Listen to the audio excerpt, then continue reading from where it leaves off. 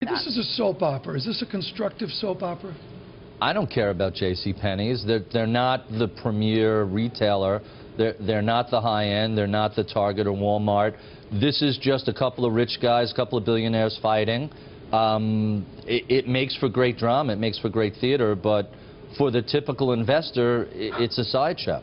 I mean, and the lesson is, by the way, when you own a fifth of a company, it becomes difficult to work your way out of that position when you're so public. And Scarlett, there are 25 security analysts on this. Their head's got to be spinning right now. Well, they're trying to make sense. 7 buys. Yeah, they're trying to make sense and trying to figure out really what happens. I mean, the bigger question is you've got this roving cast of characters, whether it's on the board or the CEO. What is the company doing to bring back customers into the store? Can they survive until next year? But Brian Blair with us from Wedge Partners, this is not your area. Let's make clear that you do technology and But I purchase clothing. But you look at Clearly the 4 not. accounting statements, income statement, balance sheet, cash flow statement, shareholder equity, and then you've got this whole backdrop of a soap opera. Do guys like you care about the soap opera, or are you just looking at the math?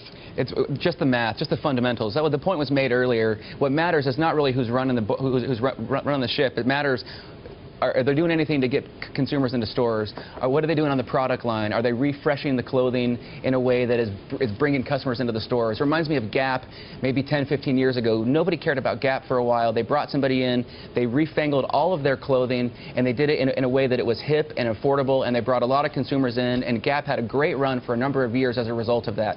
I think that's what matters more than who's at the helm. I think it matters is, are people coming into stores, and does JCPenney matter in the retail environment? But people aren't coming through the stores right now, which is why Bill Ackman has gone on the board and has really tried to make some changes. Is he good for the company or bad for the company? Don't have a really good sense, but change is good if it's not, if things aren't working on the in JCPenney. You want to see a change right at the top. Yeah, but he was also the one who pushed Ron Johnson, which was the biggest disaster for JCPenney. Why people stopped going. They had a very aggressive sales process, which, look, we all know the nonsense of 40% off, 50% off.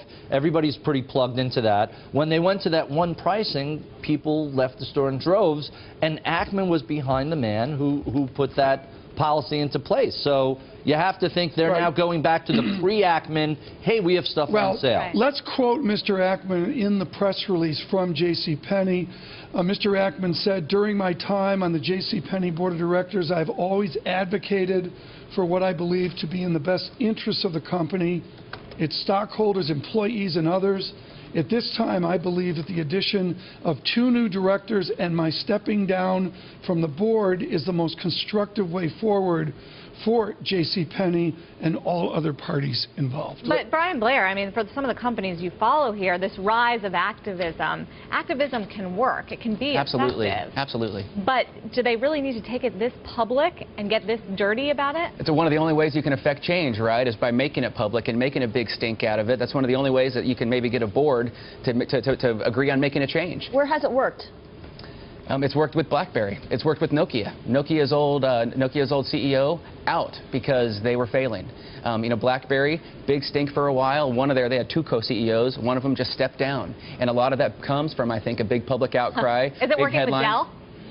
You know what? It's unclear. It's unclear what's going to happen with Dell. But change often comes because of the headlines. And so I actually think that activism can work, and I think it can be important in making changes. The risk you run into is hedge funds worry about not years ahead, even quarters ahead. They're worrying about tomorrow because they have their investors that are riding their performance, their absolute returns. And so there's a risk of short-termism taking over. Barry, how do you balance the acuity of the hedge funds with a buy and hold strategy of Vanguard? I honestly don't know. It really depends on the circumstance. If you have a situation like BlackBerry, where, look, this is 5 years old. The iPhone is 5 years old, and BlackBerry finally has a product that competes with it. The time for people to be screaming at BlackBerry isn't 2013. It was a month after the iPhone came out. It was clear it was a huge hit. That's what I agree on. You got to get out in front. Good point. That's right.